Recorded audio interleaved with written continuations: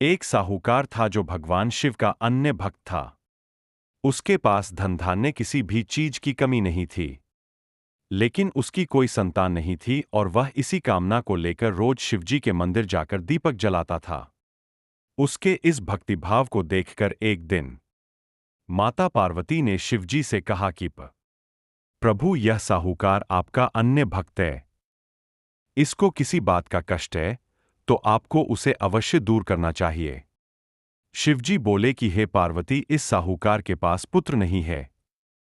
यह इसी से दुखी रहता है। प्रभु, माता पार्वती कहती है कि हे ईश्वर, कृपा करके इसे पुत्र का वरदान दे दीजिए। तब भोलेनाथ ने कहा कि हे पार्वती, साहूकार के भाग्य में पुत्र का योग नहीं है। ऐसे में अगर इसे पुत्र प्राप्ति का वरदान मिल भी गया तो वह केवल 12 वर्ष की आए। यह साहूकार आपका अन्य। यह सुनने के बाद भी माता पार्वती ने कहा कि हे प्रभु, आपको इस साहूकार को पुत्र का वर देना ही होगा, अन्यथा भक्त क्यों आपकी सेवा पूजा करेंगे। माता के बार बार कहने से भोलेनाथ ने साहूकार को पुत्र का वरदान दिया, लेकिन यह भी कहा कि वह केवल 12 वर्ष तक ही जीवित रहेगा। साहूकार यह सारी बातें सुन रहा था, इसलिए उसे न तो खुशी हुई और न ही दुख। वह पहले की ही तरह भोलेनाथ की पूजा अर्चना करता रहा।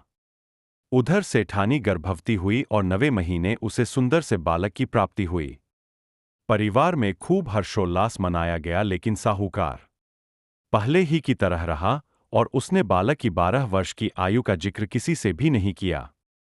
साहूकार की सेठानी ने बालक के विवाह के लिए कहा तो साहूकार ने कहा कि वह अभी बालक को पढ़ने के लिए काशी जी भेजेगा। इसके बाद उसने बालक के मामा जी को बुलाया और कहा कि इसे काशी पढ़ने के लिए ले जाओ और रास्ते में जिस भी स्थान पर रुकना वहां यज्ञ करते और ब्राह्मणों को भोजन कराते हुए आगे बढ़ना। उन्होंने भी इसी तरह करते हुए जा रहे थे कि रास्ते में एक राजकुमारी का विवाह था। जिससे उसका विवाह होना था वह एक आंख से काना था। तो उसके पिता ने जब अति सुंदर साहूकार के बेटे को देखा तो उनके मन में आया कि क्यों न इसे ही घोड़ी पर बिठाकर शादी के सारे कार्य संपन्न करा लिए जाएं। तो उन्होंने मामा से बात की और कहा कि इसके बदले में वह अथाह धन देंगे, तो वह भी राजी हो गए। इसके बाद साहूकार का बेटा विवाह की बेदी पर बैठा और जब विवाह कार्य संपन्न हो गए तो जाने से पहले उसने राजकुमारी की चुंदरी के पल्ले पर लिखा कि तेरा विवाह तो मेरे साथ हुआ, लेकिन जिस राजकुमार के साथ भेजेंगे वह तो एक आंख का काना है। इसके बाद वह अपने मामा के साथ काशी के लिए चला गया। उधर जब राजकुमार ने अपनी चुनरी पर यह लिखा हुआ पाया तो उसने राजकुमार के साथ जाने से मना कर दिया। तो राजा ने भी अपनी पुत्री को बारात के साथ विदा नहीं किया। बारात वापस लौट गई।